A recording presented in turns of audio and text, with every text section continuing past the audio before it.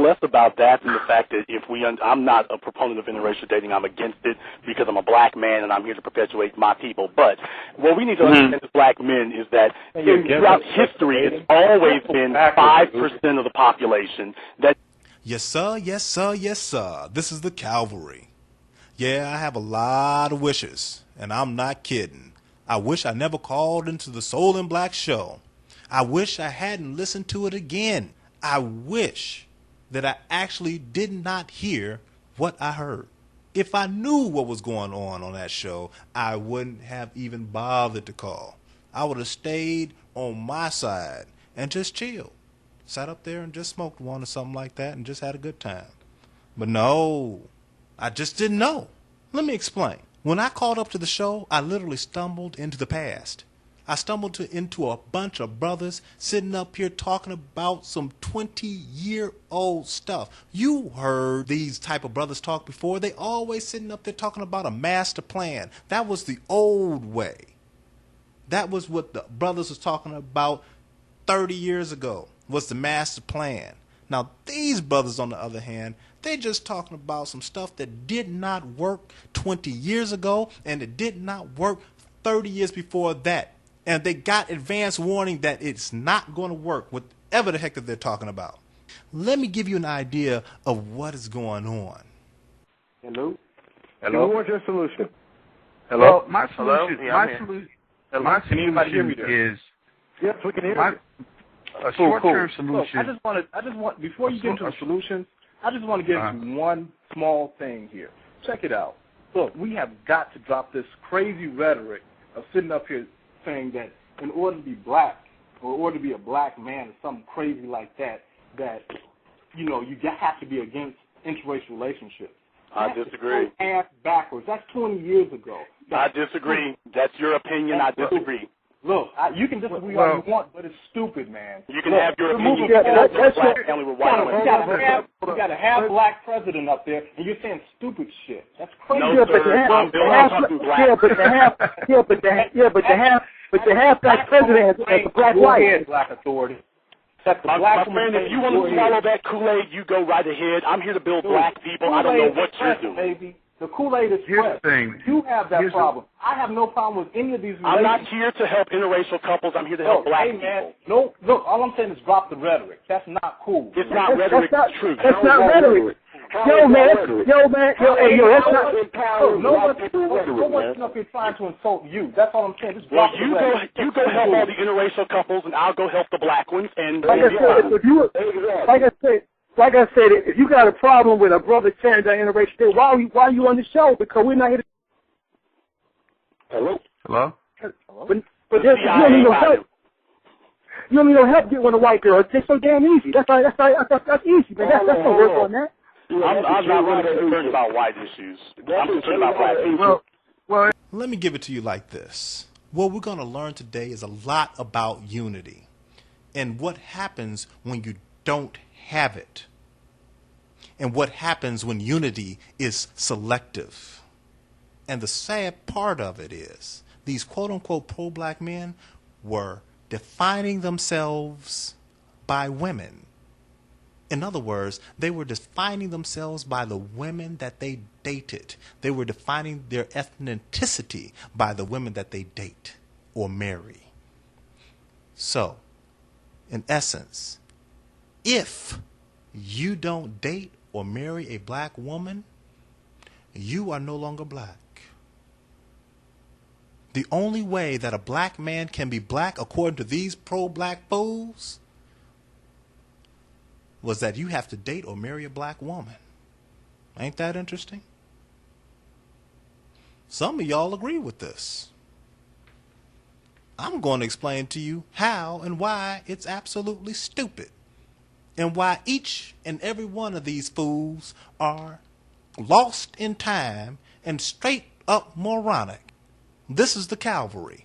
And what I'm saying here is what these brothers was up to, and what they're talking about was straight up vaginal. Yeah, I said it.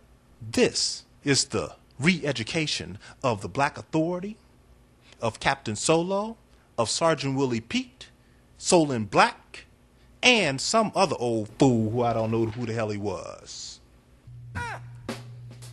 Let the re-education begin. James Farmer, pioneer of the civil rights movement, nonviolent direct action against racial discrimination and segregation. Direct action includes sit-ins, boycotts, picketing of places of public accommodation such as restaurants, theaters, bowling alleys, which discriminated against people of color. The New York Times, upon his death in 1999, described him as a principal founder of the Congress of Racial Equality, CORE, and the last survivor of the Big Four.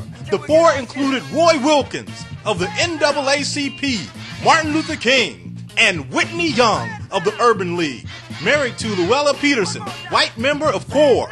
James Farmer, designated not black by the Black Authority. Another hero gone. What a dummy.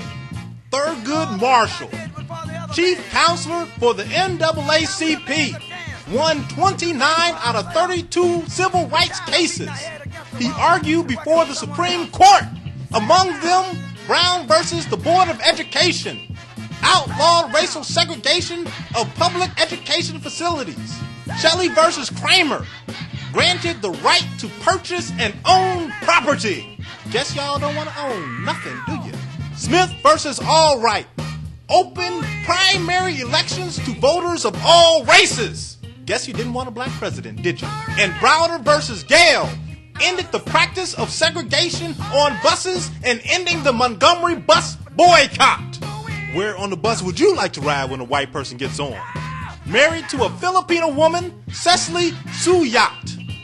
Cecily worked as a secretary for the NAACP. Thurgood Marshall, designated non-black by the Black Authority. Do you understand what I'm saying? I guess you don't. Let's continue on. James Foreman, credited with organizing the Student Nonviolent Coordinating Committee, active leader of the Black Panther Party, wrote the Black Manifesto. Married to white woman Constancia Dinky Ramilli, designated non-black by a band of idiots. Henry Sylvester Williams, organized the world's first ever Pan-African Conference. Married Agnes Powell, white woman who ignored her father's objections and married Williams anyway. Designated non-black by the new Black Authority. We are losing heroes. I'm gonna keep going. Samuel Coleridge Taylor, composer, leading exponent of the Pan-Africanism, included African, Afro-American, Afro-Caribbean elements in his compositions. Married white woman Jessica Sarah Fleetwood Walmisley. Pan-Africanism is the idea that all people of all African nations and black people on other continents should have unity. But apparently, the Black Authority is against that.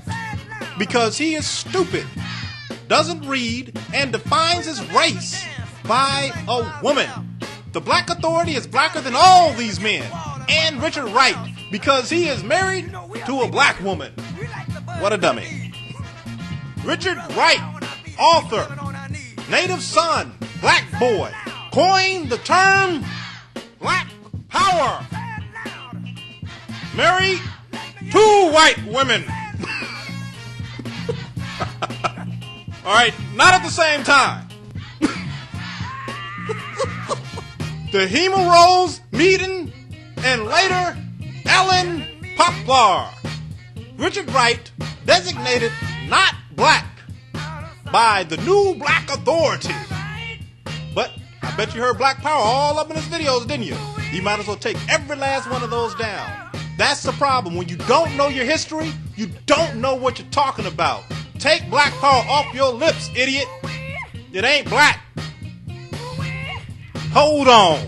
Stop the record. The godfather of soul, James Brown, created music for the Black Power movement before Public Enemy, is non-black because he dated or married a white woman.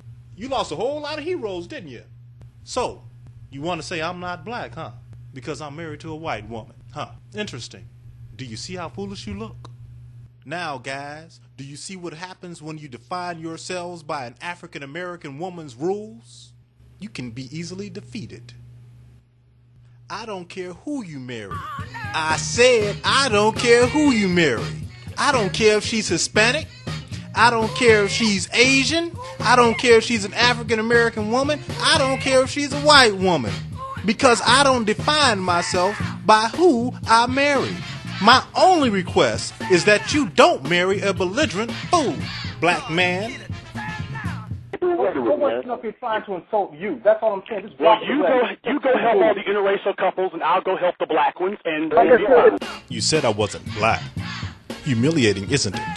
Imagine how I felt.